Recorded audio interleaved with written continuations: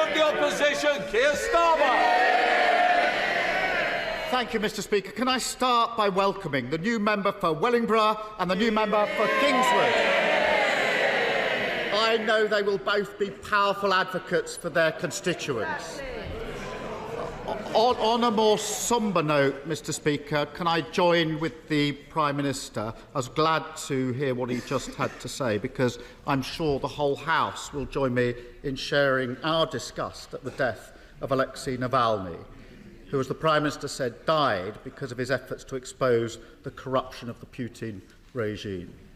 It is a reminder that Putin has stolen not just the wealth, but also the future and democracy of the Russian people. Yeah. Mr. Speaker, would the Prime Minister be prepared personally to repeat the allegation made by his business secretary that the former chair of the Post Office is lying when he says he was told to go slow on compensation for postmasters and limp to the next election? Mr. Speaker, as the Business Secretary said on Monday, she asked Henry Staunton to step down after serious concerns were raised. She set out the reasons for this and the full background in the House earlier this week. But importantly, we have also taken unprecedented steps to ensure that victims of the Horizon scandal do receive compensation as swiftly as possible and in full. Making sure that victims receive justice and compensation remains our #1 priority, and we will shortly bring forward legislation to address this matter soon. I'm not sure that takes us very much further forward, so let me press on, because on Monday the Business Secretary also confirmed categorically that the Post Office was, and I'll quote this in fairness to the Prime Minister, at no point told to delay compensation payments by either an official or a minister from any government department, and at no point was it suggested that a delay would be of benefit to the Treasury. So that's Monday. A note released by the former Post Office chair this morning appears to directly contradict that. And I appreciate this really matters to the people who've been at the heart. I appreciate that the Business Secretary has put the Prime Minister in a tricky position, but will he commit to investigating this matter properly, including whether that categorical statement was correct and why, rather than taking those accusations seriously, she accused a whistleblower of lying? Mr. Speaker, it is worth bearing in mind that, as the Business Secretary said on Monday, she asked Henry Staunton to step down after serious concerns were raised.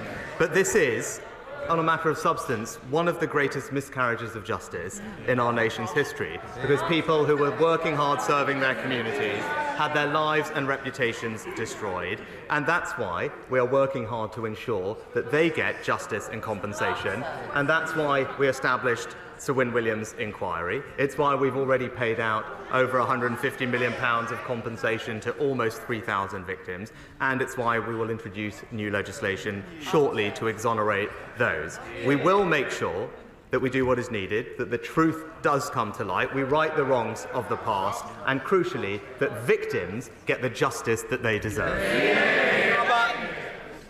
Mr. Speaker, I do hope the Prime Minister will instigate that investigation into what was said on Monday, because one of the features of this miscarriage is that where concerns have been raised, they've been pushed to one side. And this week we also learned that a 2016 investigation into whether Post Office branch accounts could be altered was suddenly stopped before it was completed. Now, had that investigation revealed that they could be altered, which we now know to be the case, the livelihoods of those wrongly prosecuted could have been saved. What did government ministers know about it at the time? Mr. Speaker, the Leader of the Opposition has picked one particular date, but it is worth bearing in mind that this scandal hang on. This scandal has unfolded over decades, Mr. Speaker, and it was actually following a landmark 2019 High Court case that the previous government established a statutory inquiry led by Sir Win Williams, which is uncovering exactly what went wrong, Mr. Speaker, and it is right that that inquiry is allowed to do its work. But also, Mr. Speaker, following the High Court case, the government established an independent advisory board, established not one but 3 different compensation schemes, and as of now, over 2/3 of people have received full and final offers, because what we are focused on is making sure that the victims get the justice and the compensation that they deserve. Mr. Speaker, this information about 2016 has just come to light, I think, this week, which is precisely why I'm asking about it. Exactly. Considering the Prime Minister's Foreign Secretary was running the government in 2016, and one of the Prime Minister's current Cabinet Office ministers was the Post Office Minister, has he thought to ask either of them what they knew in 2016? No, Mr. Speaker. We did the right thing, which was to set up an independent statutory inquiry. That is the right way to resolve this issue. It's the right way to get victims the truth and the answers they demand. But this government is getting them the compensation that they rightly deserve. Mr. Speaker, as we all know, the Horizon scandal left people isolated, their livelihoods lost, their lives ruined. Some died without ever getting the justice that they deserved. Fears of delay, Prime Minister, or cover-up are causing them anguish. And yesterday, Chris Head, once accused by the Post Office of owing more than £80,000, he said this yesterday: there is a lack of transparency. We need to see the correspondence between the Post Office, the Department and UKGI, because all of the time everything gets shrouded in secrecy. This is his words. Have some respect, please. He's a victim. Now, I appreciate the inquiry is ongoing, but as the Prime Minister knows, and so do I, so does the whole House, that does not provide a reason why he can't draw a line under this, give postmasters like Chris the peace of mind they need, and release all of the correspondence that he wants to see. Will he now do so? Mr. Speaker, as I said, this is one of the greatest miscarriages of justice in our country's history. I don't think that the Leader of the Opposition ever raised with me over these exchanges over the past year. But we are working hard to get victims not just the answers, but the compensation they deserve. But we do now have a statutory inquiry led by Sir Win Williams, who has the powers to get access to all the documentation that he requires, speak to everybody that he needs to. That is the right and proper way to get the truth that the victims deserve. But in the meantime, we are not wasting a moment to get victims the compensation they deserve, and the legislation will be before the House shortly. Keir Starmer. In recent decades, there have been numerous scandals that have shaken public faith in our institutions, and rebuilding that confidence will require those affected to see that politicians are being honest with them and to believe it. Just like the postmasters, victims of the infected blood scandal have been subject to unimaginable trauma during their search for justice. So can the Prime Minister put their minds at ease and tell the House what undertakings he has made to ensure the government is not limping to the election on payments that they are owed by the British state?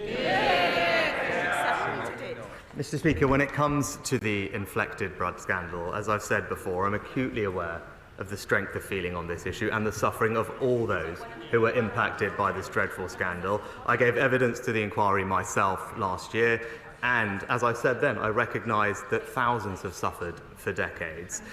As he knows, there is an independent inquiry. The Minister for the Cabinet Office, because this is an incredibly complex issue, as he well knows, updated Parliament with the latest government position just before the Christmas recess, announced that the Cabinet Office was appointing an expert group of clinical, legal and social care experts, so it had the relevant expertise to make informed decisions responding to the inquiry's recommendations on compensation when they come, and confirmed that the Department for Health will implement a fully bespoke psychological service for people infected and affected. We have also committed to providing an update to Parliament on next steps through an oral statement within 25 sitting days of the publication of the final report. But I'll end where I began.